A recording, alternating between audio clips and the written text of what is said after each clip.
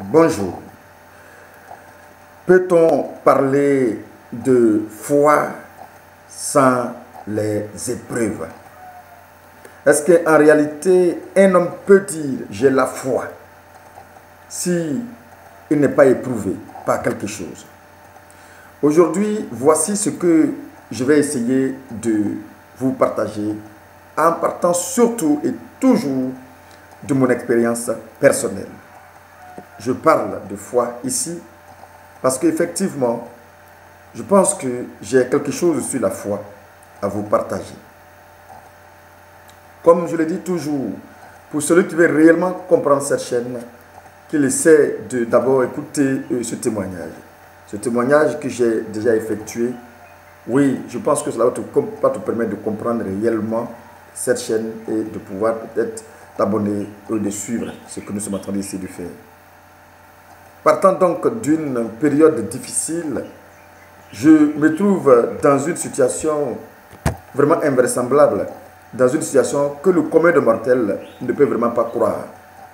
C'est pourquoi ça a été sujet de moquerie pour certaines personnes et pour d'autres personnes effectivement aussi qui ont peut-être traversé de ce genre de situation ou encore qui ont traversé des choses similaires, ont peut-être compris et ça a été sujet aussi de compassion pour ces personnes-là.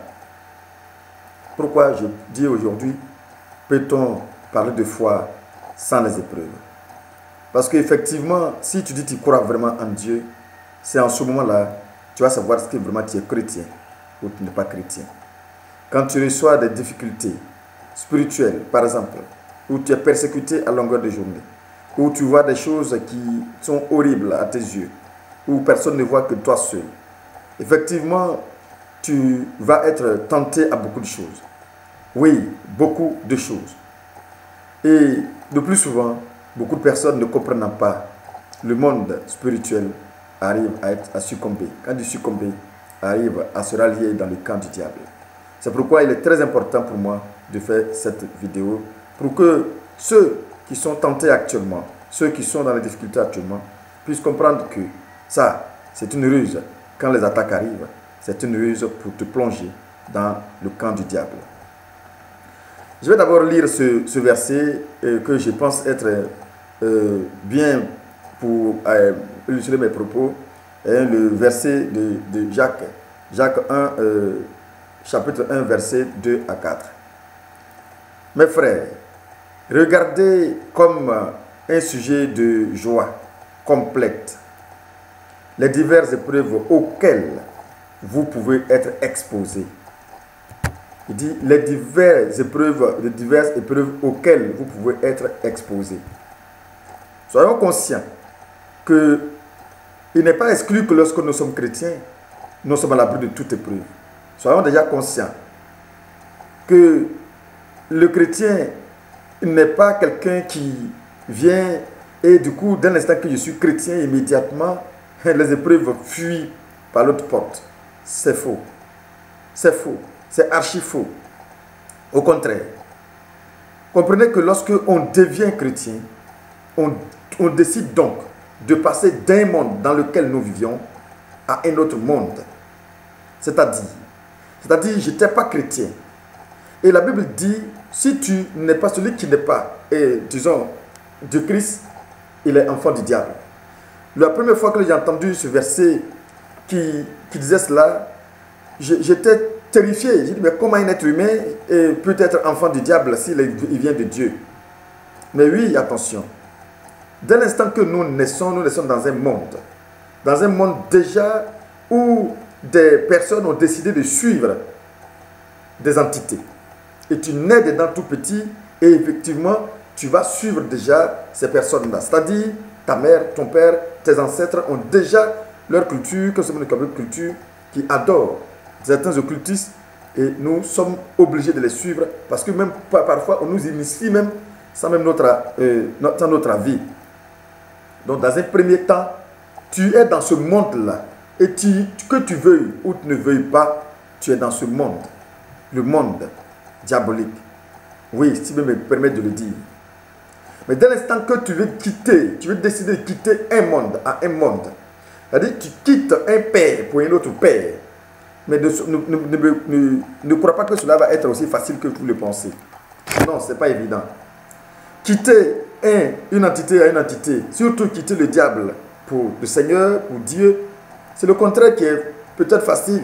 Parce que Dieu, il est miséricorde, il te regarde faire. Tu peux être chrétien et puis décider aujourd'hui d'être occultiste.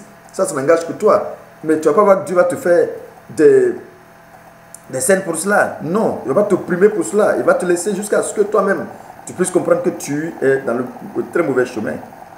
Mais le malin, le diable, lorsque tu veux quitter son monde pour entrer dans le monde du Christ, dans le monde de Dieu, où tu es sauvé, où il n'aura plus accès à ta vie, cela ne sera pas facile. Et pourquoi la parole dit, vous pouvez être exposé, oui, à des épreuves, exposé à des épreuves tellement difficiles que parfois, si vous ne faites pas attention, votre foi va faillir. Votre foi va faillir. Je continue la lecture de ce verset qui dit, sachant que l'épreuve de votre foi produit la patience. C'est en ce moment-là qu'on va être chrétien. C'est en ce moment-là, effectivement, on va être chrétien. Parce que là, si tu n'as pas compris la raison, ou bien les raisons de ta persécution, tu vas être replongé dans ce monde-là, encore une fois. Donc, il faut comprendre que je suis devenu chrétien et j'ai des persécutions, cela semble pour moi normal. Parce qu'effectivement, là où tu étais, puisque tu quittes une famille à une autre et que l'autre où tu étais, ils ne veulent pas te laisser partir, ils vont forcément te persécuter pour que tu puisses rebrousser chemin. Et là, il faut vraiment faire preuve de beaucoup de patience dans ces épreuves pour que toi, tu puisses vraiment sortir définitivement de cette scène de vie, de cette situation de vie. Cela va prendre autant de temps que cela va prendre, mais cela est obligatoire dans la mesure où tu étais animé d'un esprit. Je vous ai dit ceci, tout homme est d'abord pas à modeler et c'est l'esprit qu'on a appelé en soi qui habite en nous. C'est pourquoi lorsque tu as habité un esprit malin en toi et que tu as fait des rituels ou des initiations où du coup un esprit habite en toi, c'est cet esprit-là qui habite et qui te gouvernait, qui te guidait, qui t'orientait.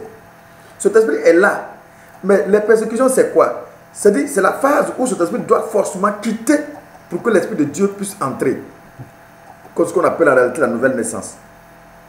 L'esprit de ce monde qui t'habitait, qui te faisait poser des actions qui sont contraires à la voie de Dieu. Cet esprit-là doit quitter forcément. Il ne quitte pas souvent avec beaucoup de douceur. Non. Ne pense pas que dans l'instant qu'on est chrétien, l'esprit qui nous animait avant va quitter de manière spontanée.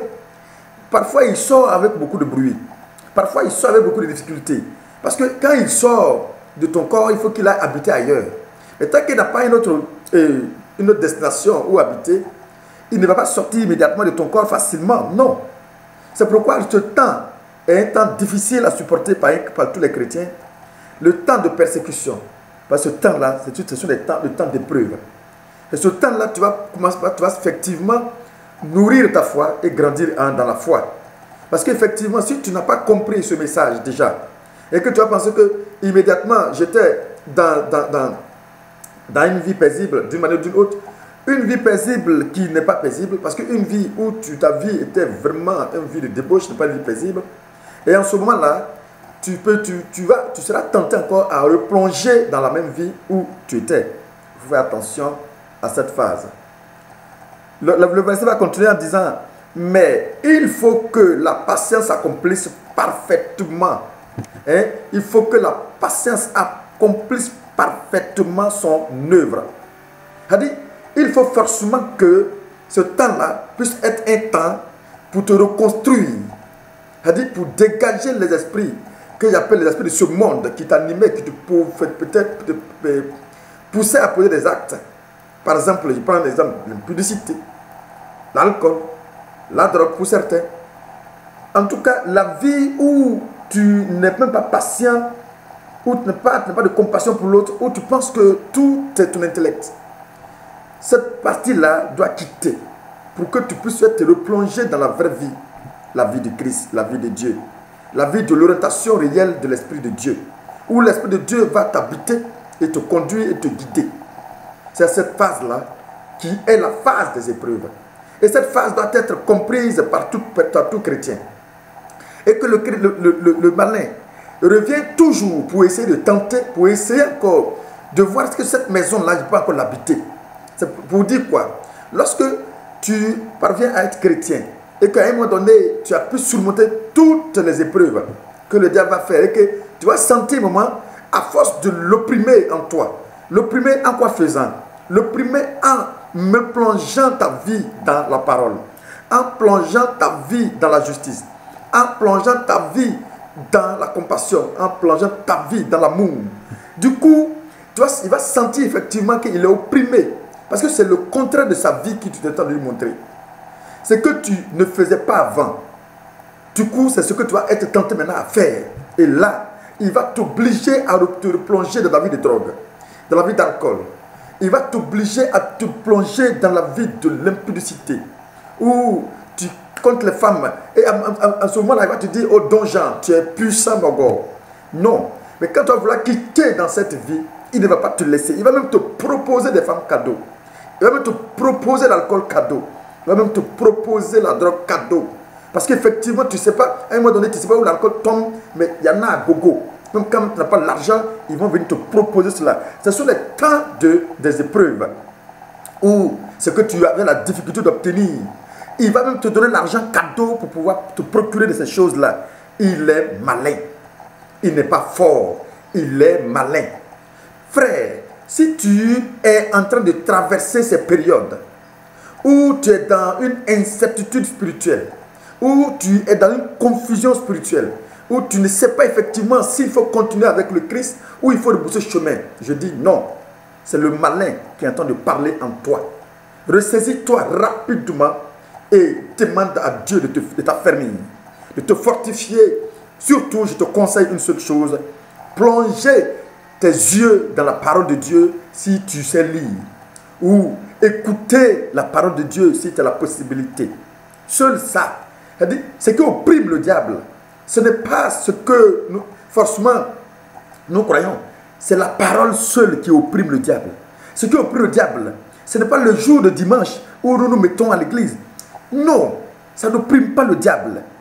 En aucun cas. Ce qui opprime, ce qui persécute le diable, c'est simplement une parole, la parole répétée que nous prenons pour le torturer. À chaque fois que nous prononçons un seul verset, tout ce qui est esprit impur dans nos corps est terrifié. Mais lorsque ça devient une habitude, le corps est sanctifié, le corps est purifié et le corps se dépouille de tout esprit malin. C'est pourquoi ta pensée va commencer à changer lorsque effectivement tu commences réellement à vraiment te familiariser avec la parole de Dieu. Pourquoi? Parce que tu vas sentir que les esprits qui se trouvent dans la Bible, oui, toute écriture vient de Dieu, est inspirée de Dieu.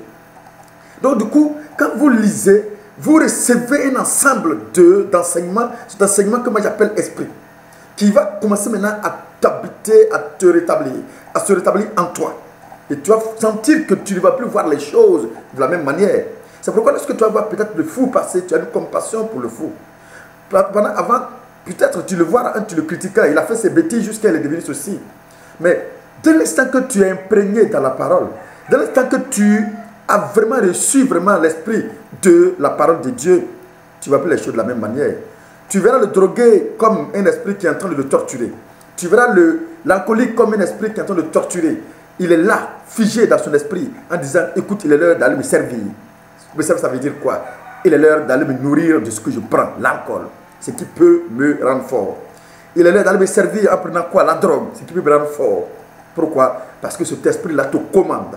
Mais dès l'instant que on a maintenant l'esprit qui se trouve dans la parole sainte révélée de Dieu, envoyé de par ces prophètes, qu'aujourd'hui qui a été cumulé, bien compilé dans un document qu'on appelle Bible, bibliothèque. Oui, dès l'instant que cela est fait ainsi, tu vas voir que l'esprit d'amour va t'habiter. Et voici l'arme plus fatale contre le diable, l'amour. C'est pourquoi l'amour est tellement fatal comme arme contre lui qu'il procède toujours par un esprit de colère, de confusion. Et tu vois, il envoie cet esprit pour pouvoir être un peu plus fort. Ou bien, ça ruse toujours. C'est pourquoi la colère, contrôlez votre colère. La colère ne vient jamais de Dieu. Non. Il vient par là pour pouvoir faire faillir votre amour et pour pouvoir s'installer. Attention. Attention de comprendre très bien ce que je suis de vous dire. Et il a dit, mais il faut que la patience accomplisse parfaitement son œuvre, afin que vous soyez parfaitement accomplis. Il faut que la patience accomplisse son œuvre, afin que vous soyez parfait, et accompli. Pardon, j'allais me tromper. Afin que vous soyez parfait et accompli. Parfait et accompli. Sans faillir à rien. Sans faillir à rien. Donc c'est obligatoire que cette partie de votre vie soit un enseignement de manière pure et crue et dure parfois, que vous devrez supporter pour être parfait et accompli. Sans faillir donc à rien. Je vous assure, lorsque vous sortez de cette épreuve pareille, vous ne devenez plus comme les autres. Vous êtes une nouvelle création, une nouvelle créature. Comme la Bible a si bien dit, pour celui qui quelqu'un est en Christ, il est une nouvelle créature. Les choses anciennes sont passées, toutes choses sont devenues nouvelles. Les choses anciennes sont passées, toutes choses sont devenues nouvelles. Pour vous qui passez des temps de persécution, proclamez ce verset régulièrement à chaque fois que vous sentez ces persécutions dans votre esprit. Proclamez que vous êtes une nouvelle créature. Proclamez cela dans le cœur. Quand l'occasion vous permet de le dire haute voix, dites-le à haute voix. C'est très important pour vous. C'est très très important pour vous. Je dis toujours, je me permets aujourd'hui de me mettre devant vous à travers ce que j'ai traversé. Regardez les autres vidéos passées, vous comprendrez mieux ce que je vous dis. Et quand vous comprendrez, vous verrez que j'ai traversé des périodes impossibles et invivables. Où il m'est arrivé même, parce que j'étais devenu impuissant et dépendant totalement de mon entourage, de vouloir plonger dans le monde, c'est-à-dire que les mêmes pratiques occultes. Parce que mes frères me disaient qu'il fallait forcément voir des féticheurs pour me sortir de cette persécution que je traversais. Mais dans le cœur, je disais toujours, Père, je ne vais pas voir ce féticheur de moi-même, mais parce que je me sens obligé. Et mes frères m'ont fait partir. Et le féticheur lui-même m'a libéré sans se rendre compte, quand il a dit, vers la fin, ne faut jamais te laisser tuer un animal pour toi, jamais. Parce qu'il m'a posé la question, attends, tu es de quelle religion? J'ai dit, catholique à l'époque. Il m'a dit, non mais écoutez, c'est pas possible. C'est pas possible. Ce que tu as derrière toi, si vraiment c'était lui-même le féticheur, il serait mort. Mais la vie, Dieu étant présent dans ma vie, m'a vraiment soutenu, gardé, protégé, au point qu'aujourd'hui je suis devant toi. Quel que soit ce que tu traverses, quel que soit ce que tu traverses, l'Église ne te sauvera pas. Non, il n'y a que simplement ta persévérance. Il n'y a que simplement ta patience. Il n'y a que simplement ton acharnement et ta volonté de sortir dedans que Dieu va saisir. Et c'est pourquoi j'ai dit, pour ce fait, ferme tes oreilles et n'écoute que ton cœur. L'Esprit se trouve là. Il est là. Écoute-le, il parle de manière permanente. Écoute-le, cher frère. Écoute-le, cher ami. Il parle, il parle et il parle. Alors, toi qui traverses ces périodes, c'est le temps de construction de Dieu. Ces épreuves ne sont pas venues pour te détruire, mais pour te construire.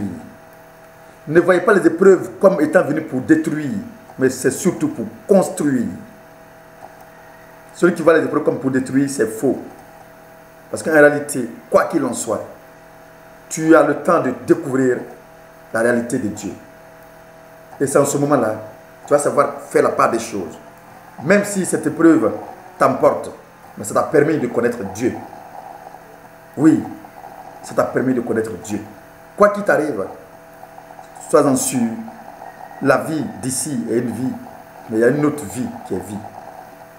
La rencontre avec le Seigneur est la chose la plus importante dans la vie de tout un être humain.